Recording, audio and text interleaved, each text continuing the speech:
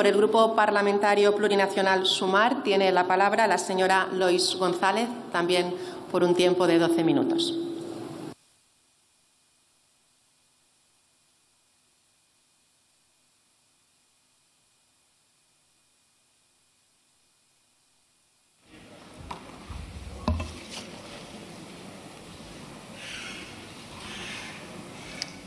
Presidenta de la Cámara, señorías, buenos días, bon día, egunon, bos días. Quiero comenzar esta intervención haciendo mías las palabras de otro diputado. Nuestro idioma gallego debe merecer toda vuestra simpatía porque es la lengua del trabajador, del obrero, del artesano, del labrador, del marinero. La resurrección de nuestra lengua en el siglo XIX fue un revivir de la democracia y los poetas gallegos fueron los creadores del aliento civil de mi tierra. Al presentar esta enmienda, los gallegos no hemos querido más que una cosa, que quedase en la Constitución el respeto por nuestro idioma. Y para merecerlo, yo no voy a recurrir al pasado glorioso de la lengua, nada de esto, sino que voy a recurrir simplemente a las razones del sentimiento, confiando en vuestra cordialidad de hermanos. No somos separatistas, porque si separatismo viene de separar, separatista será el que no quiera que el gallego sea un idioma español. Si aprobáis esta enmienda u otra cualquiera que signifique respeto para nuestra lengua, Galicia entera os lo agradecerá. Estas fueron las palabras de Daniel Castelao en esta tribuna el 18 de septiembre de 1931. Un discurso muy celebrado en España. Hoy Castelao estaría muy orgulloso de esta Cámara, yo también. Por eso desde Sumar, que somos un grupo plurinacional que habla catalán, euskera, galego, que habla aragonés, que habla asturiano, que habla español, consideramos que hoy es un día importante, es un día histórico y, sin embargo, lo que vamos a aprobar hoy en la Cámara es una medida de sentido común, una medida que ya venía reclamándose en esta Cámara desde casi hace un siglo, una medida que ya existe en parlamentos autonómicos, que ya existe en el Senado, que ya existe en otros parlamentos como el Parlamento suizo o canadiense. Es histórico porque define una forma de entender España y una forma de reconocer que la fuerza de nuestro país se construye a través del reconocimiento de la pluralidad de lo que somos. Es histórico porque normaliza en el Parlamento lo que ya es normal fuera de él. En España se hablan distintas lenguas y así también debe ocurrir en nuestras instituciones. Esto, que entiende cualquiera, hasta hoy, curiosamente, paradójicamente, no sucedía en esta Cámara. Nos resulta extraño que algo que se ve, insisto, como natural en la sociedad española, no se comprenda mayoritariamente por todos los grupos en esta Cámara.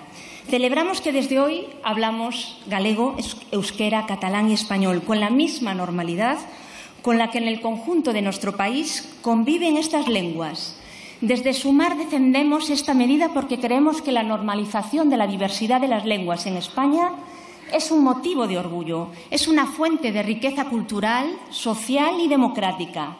No sentimos ningún complejo, sino al contrario, sentimos un enorme orgullo por nuestro país. Y por eso creemos que este primer paso debe acompañarse de otros pasos que resulten también enormemente positivos. Por ejemplo, creemos que es bueno que en España se estudien las lenguas cooficiales en el conjunto del territorio. Creemos que es bueno que los medios de comunicación pública difundan sus contenidos atendiendo a la diversidad de nuestros idiomas. La pluralidad lingüística no se limita a las comunidades que tienen lenguas cooficiales. La pluralidad es del conjunto de España y de sus instituciones. Y permitidnos hoy celebrar desde Sumar el gran impulso que llevamos a cabo durante todas estas semanas en la iniciativa de esta reforma del reglamento. También reconocer el papel de otras fuerzas políticas que llevan mucho tiempo también luchando para que esto hoy fuese posible. Hoy vamos a escuchar críticas y quejas de dos tipos. En realidad, las dos forman parte de la misma queja. forman parte del mismo problema. El problema es que lo que hoy se pone en juego aquí, lo que en realidad es el asunto central de esta legislatura, como lo ha sido en la anterior legislatura, es que se dibujan dos ideas completamente diferentes de España. Una que se define por la pluralidad, por la defensa de la diversidad y la inclusión, y otra que se define a partir de constantes enemigos internos, de constantes creaciones de identidades que siempre son identidades cerradas y a la defensiva. Esa España que hoy representa esta minoría de la Cámara es la España en blanco y negro que históricamente ha hecho fracasar a nuestro país, que ha hundido a nuestro país en lo peor de su historia.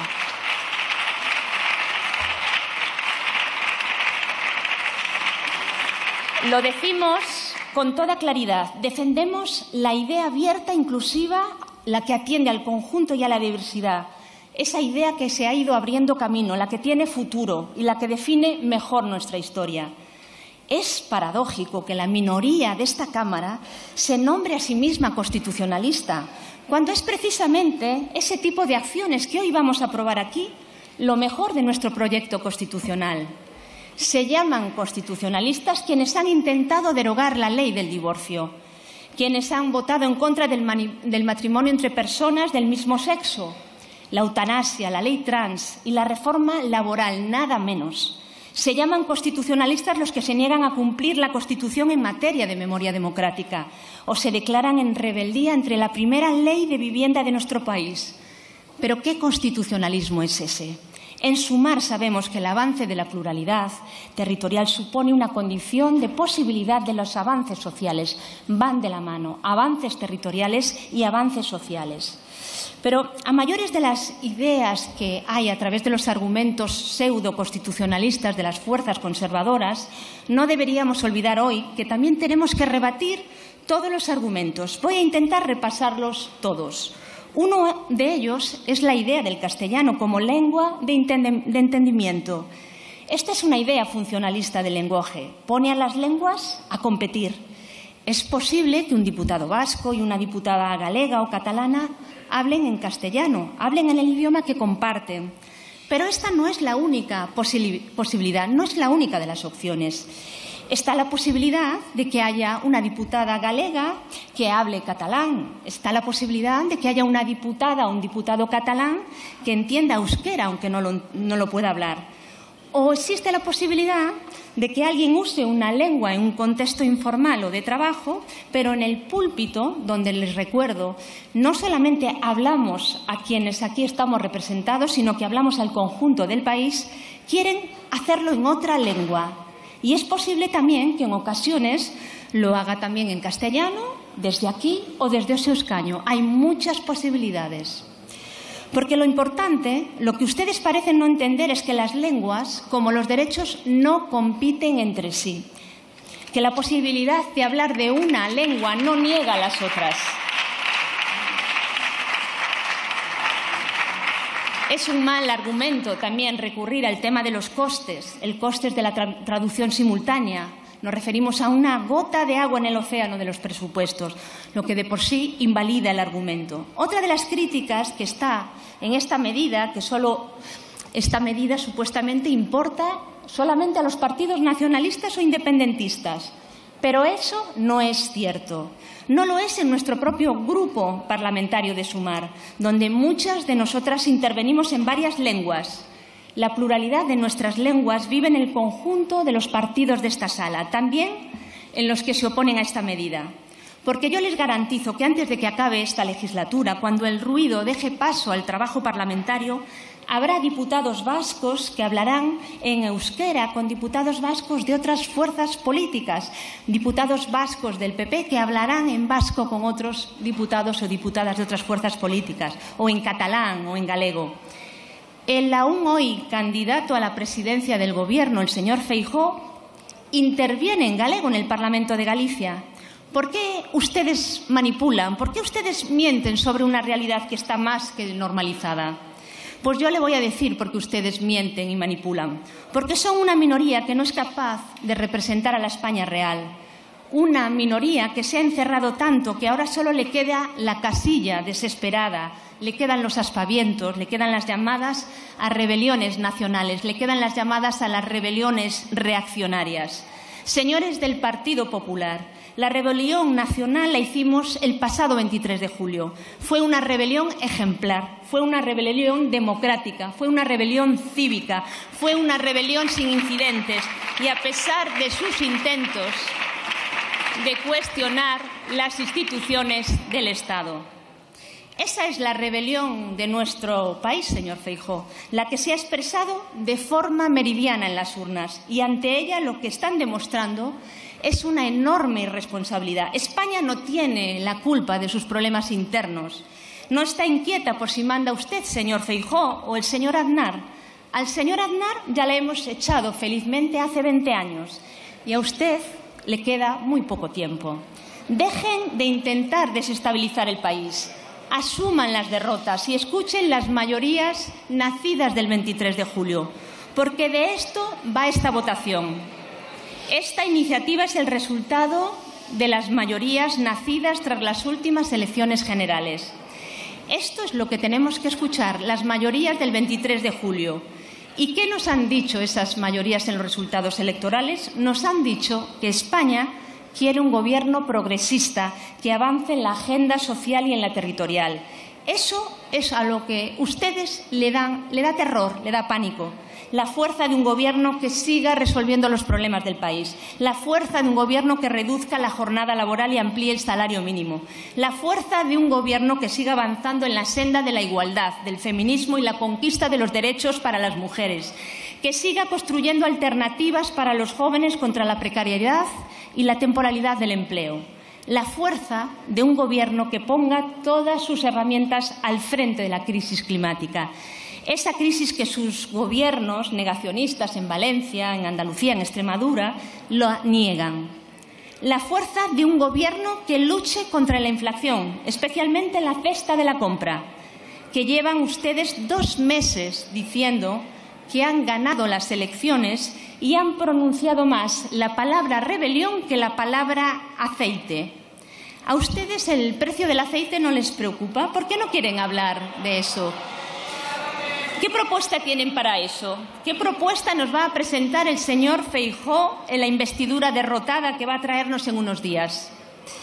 Frente a su parálisis, todas las iniciativas de Sumar las realizaremos en las lenguas que pueblan nuestro país.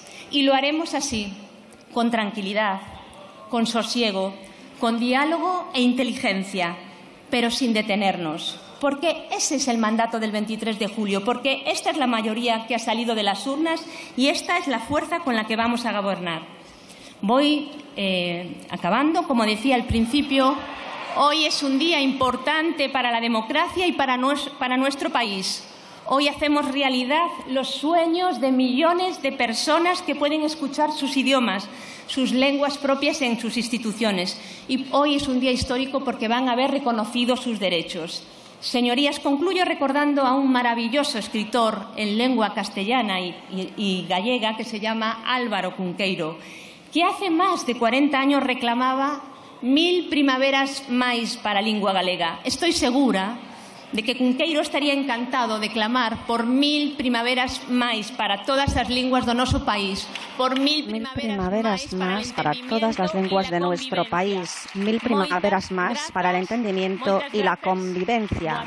Muchas gracias y buenos días.